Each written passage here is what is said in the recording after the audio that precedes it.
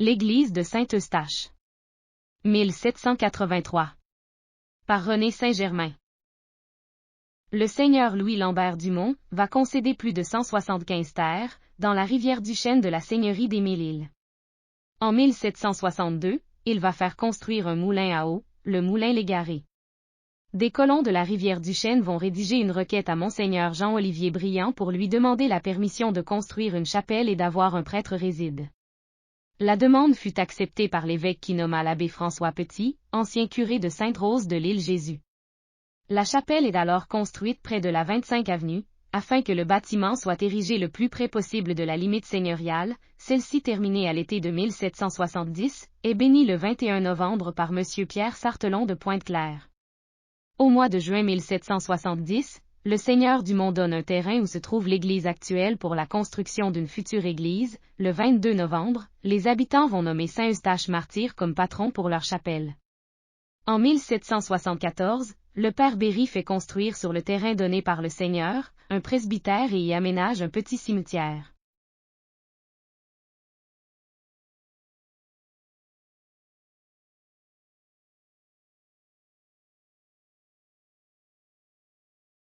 En 1775, le père Berry est remplacé par des prêtres non résidents. Ce n'est qu'en 1779 que l'abbé Charles-François Perrault est nommé à la Rivière-du-Chêne. Quelques années plus tard, le nom de Rivière-du-Chêne sera accolé à celui de Saint-Eustache. La population ayant augmenté, l'abbé Perrault demanda à l'évêque la permission de construire une église sur le terrain où le presbytère avait été construit l'année précédente. L'évêque accepta la requête et demanda à l'abbé Connefroy, qui était l'architecte, de faire les plans pour une nouvelle église. Le plan de l'abbé Connefroy prévoyait une nef de 120 pieds de long sur 48 de large et l'abside se terminait en hémicycle. La construction commença au printemps de 1780 et fut terminée en 1783. Le lieu de culte est érigé par l'entrepreneur maçon Augustin Grégoire de Montréal et le charpentier Joseph Dufour de Lavaltrie.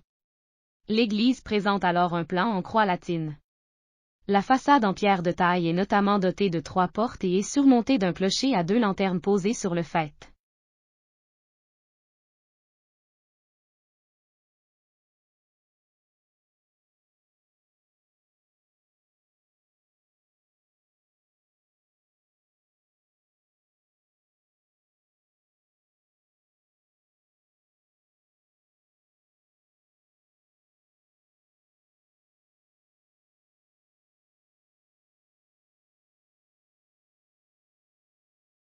En 1818, on remplaça le clocher à 2 lanternes, par une tour que l'on construisit à l'angle nord-est du portail de l'église.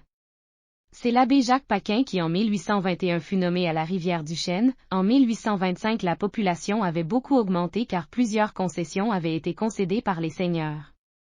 En accord avec l'évêque, l'abbé Paquin fit démolir la tour afin d'allonger la nef vers l'avant. La longe avait 25 pieds, et on ajouta de chaque côté une tour carrée. La nouvelle façade était en pierre de taille et c'est la même que l'on peut voir de nos jours. Les travaux commencèrent en 1830 et se terminèrent en 1833. Le curé Paquin fit compléter la finition intérieure et la décoration par René Saint-Jamet d'Ibovet et Perrin. Tout était terminé en 1836.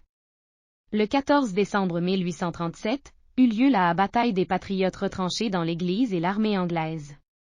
L'église est bombardée et des officiers vont incendier le bâtiment pour forcer les patriotes à le quitter. Tout l'intérieur brûla y compris les 2 clochers. Il ne restait au 15 décembre que les murs de pierre et la façade qui avaient été endommagés près de la porte de droite par un boulet de canon.